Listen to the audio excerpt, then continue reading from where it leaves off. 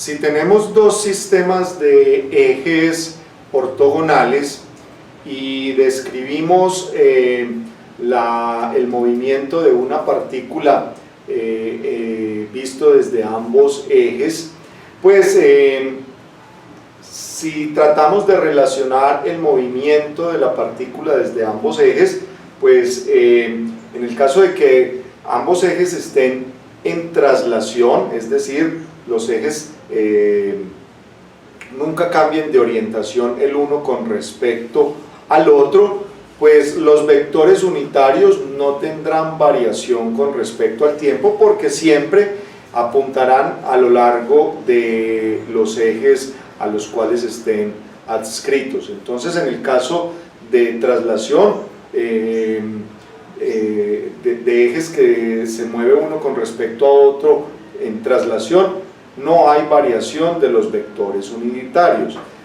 Sin embargo, cuando un sistema de ejes puede rotar con respecto a otro, pues los vectores unitarios ya van a tener una variación, no en su magnitud, porque siempre van a ser unitarios, pero sí van a tener una variación en su dirección, y esto pues implicará que tengan una derivada con respecto al tiempo. Entonces, para determinar la derivada de vectores unitarios con respecto al tiempo, consideremos un sistema de ejes cartesianos. Vamos a identificarlo como unos ejes cartesianos tradicionales, eje X y eje Y ortogonales. Vamos a considerar estos ejes X y Y como nuestro sistema de ejes fijos, con sus correspondientes vectores unitarios fijos y J.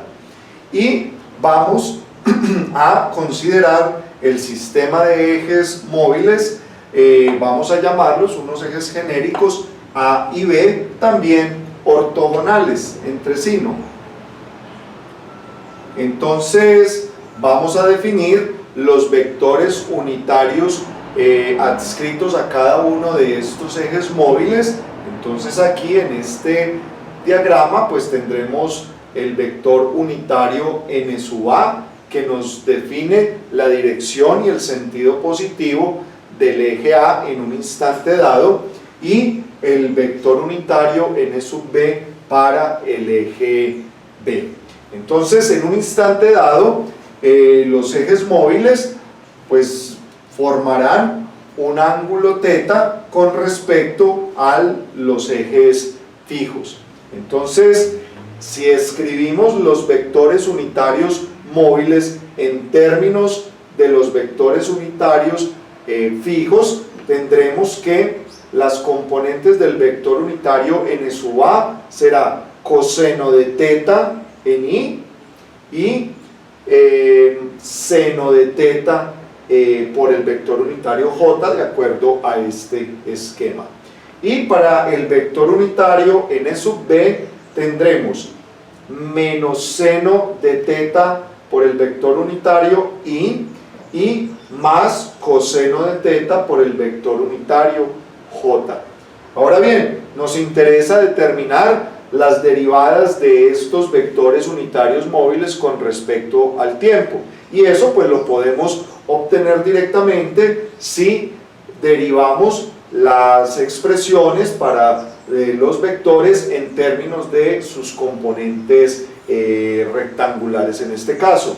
Entonces, al tomar la derivada de cada uno de las componentes, tenemos la derivada del vector unitario n sub a con respecto al tiempo, pues será igual a menos θ punto, utilizando la regla de la cadena, ¿no? La derivada de una función con respecto al tiempo, en este caso una función del ángulo θ, será igual a la derivada de la función con respecto al ángulo por la derivada del ángulo con respecto al tiempo, que es lo que podemos escribir como θ punto, la velocidad angular o variación del ángulo con respecto al tiempo. Entonces tenemos la derivada de coseno es menos seno, y de igual manera aquí la derivada de seno es coseno por la derivada del ángulo con respecto al tiempo, que es θ punto. Entonces, factorizando teta punto, nos queda menos seno de teta en I más coseno de teta en J, y pues eso vemos que es equivalente al vector unitario n sub b. Por lo cual, podemos decir que la derivada con respecto al tiempo del vector unitario n sub a es igual a la velocidad angular con la cual se mueve el sistema de ejes móviles por el vector unitario n sub b. De una manera análoga, si derivamos la expresión para el vector unitario móvil n sub b con respecto al tiempo, pues tenemos aquí la derivada de cada una de sus componentes, y pues factorizando en este caso menos teta punto, nos queda que esto es el vector unitario n sub a. Entonces podemos decir que la derivada del vector unitario móvil n sub b con respecto al tiempo es igual a menos la velocidad angular por el vector unitario n sub a.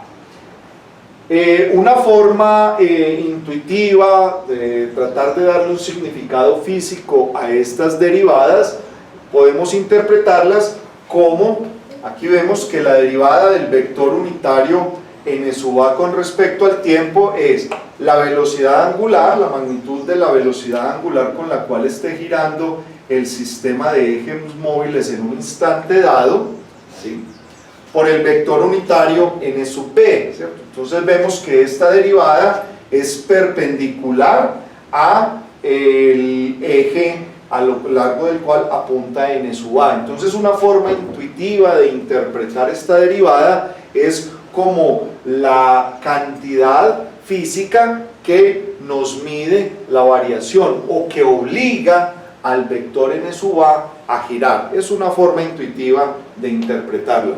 Y algo similar para el vector unitario n sub b. Vemos que en este caso la derivada apunta en el sentido opuesto al vector unitario n sub a, ¿sí?, al vector unitario n sub a, o sea, algo aquí así. En este caso para n sub a tendríamos que esto es la derivada teta punto por n sub b perpendicular, y de acuerdo al sentido positivo que estoy asumiendo aquí para la velocidad angular, pues lo que obliga a este vector unitario a girar pues tiene este sentido que estoy dibujando acá. Y para el vector unitario n sub b, pues es opuesto a n sub a, negativo, perpendicular al eje b, y su magnitud es teta punto por n sub b. O sea que esto es lo que mide la variación de este vector por el efecto de la rotación.